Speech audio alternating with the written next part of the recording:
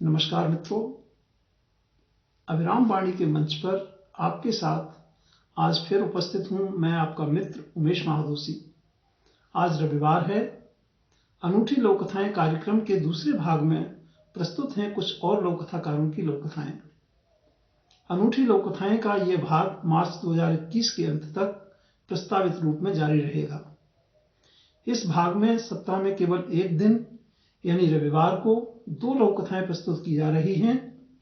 यह कार्यक्रम समकालीन लोककथा स्वर्ण जयंती आयोजन के कार्यक्रमों की श्रृंखला का एक अंश है। इस भाग की लोककथाएं अविराम साहित्यिकी के जनवरी-मार्च 2018 से पूर्व के अंकों से ली जा रही हैं और उन लोककथाकारों के द्वारा सृजित हैं जिनकी लोककथाएं पहले भाग में प्रस्तुत नहीं हो सकी थी।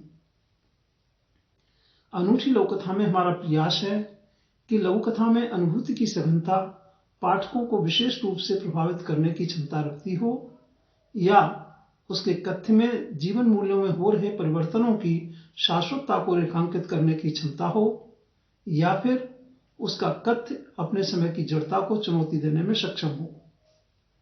इन लघुकथाओं के चयन में संपादक के साथ सामान्य पाठक की समझ और उसकी पसंद का परीक्षण भी किया गया है।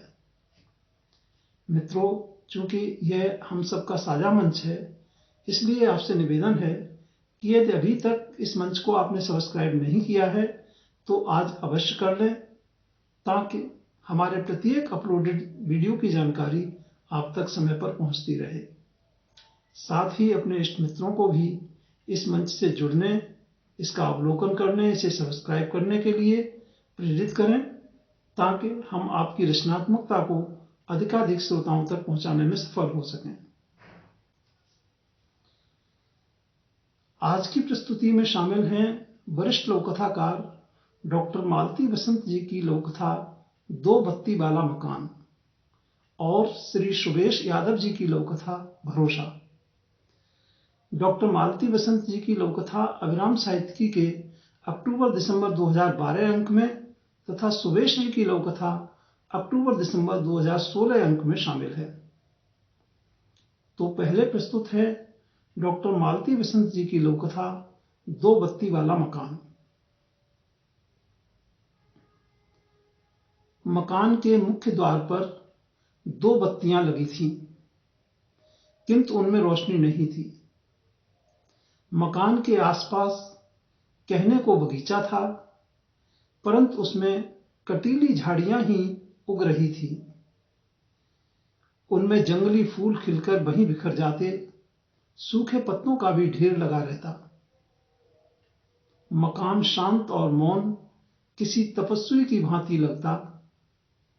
उसकी 2 सुंदर खिड़कियां आंखों सी प्रतीत होती। उस पर झुकी टीन की पत्तरें ऐसी लगती जैसे कोई पलकें बंद किए ध्यानमग्न योगी हो।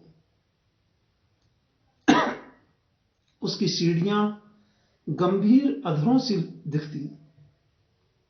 मकान के पीछे बहती नदी की कलकल का मधुर स्वर सुनाई देता। वृक्षों के पत्ते झूम झूम कर ताल देते। हवा नाचती और सूर्य किरणें दिन भर प्रकाश भरती। उस मकान में सिर्फ प्रकृति रहती थी और एक अनोखी शांति का वास था। एक दिन उस मकान का दृश्य ही बदल गया। बगीचे में लगी कटीली झाड़ियां उखाड़ दी गई थीं। उनकी जगह क्यारियां बनाकर उनमें फूलों के पौधे रोप दिए थे। सूखे पत्ते भी हटा दिए गए थे, जिससे हवा चलने पर होने वाली उनकी खड़खड़ाहट नहीं थी। वहीं अब रेडियो से निकलकर मधुर संगीत स्वर लहरियां हवा में तैर रही थीं। मकान की हमेशा बंद रहने वाली खिड़कियां अब खुल गई थीं, मानो तपस्वी ने अपनी तपस्या पूरी होने पर आंखें खोल दी हों। उसके अधरों रूपी सीढ़ियों पर बैठा एक नन्हा बच्चा उड़ती तितली देखकर प्रसन्नता से ताली बजा रहा था। लग रहा था प्रकृति और मानवता जैसे साथ साथ हंस रही हो। मकान के मुख्य द्वार पर लगी बत्तियां जल उठी थीं।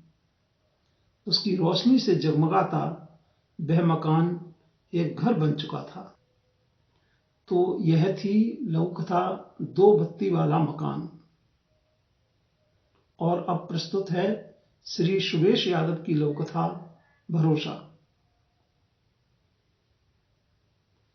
शिवनगर के प्रतिष्ठित सज्जन सुनील पाठक के घर में सुबह से ही मातमी सन्नाटा पसरा हुआ था।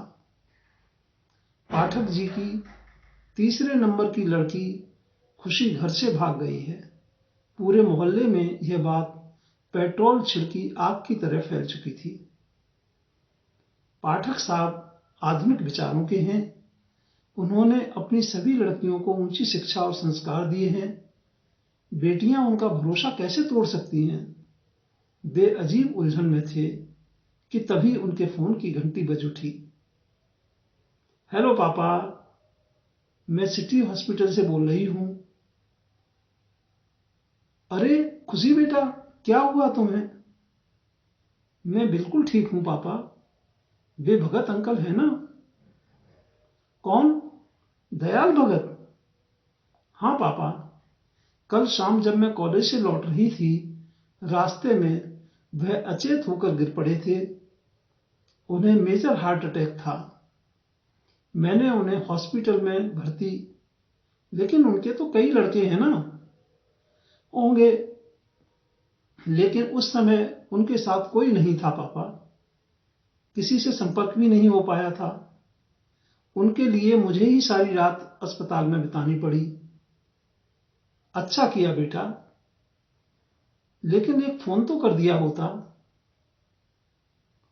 सॉरी पापा, पहले तो मैं हड़बड़ी में भूल गई और बाद में जब करना चाहा तो मोबाइल की बैटरी डिस्चार्ज हो गई थी। हॉस्पिटल का लैंडलाइन भी खराब पड़ा है। यह कॉल भी किसी के मोबाइल से रिक्वेस्ट करके कर रही हूं। अंकल अब नॉर्मल हैं, उनके घर से कोई आ गया है।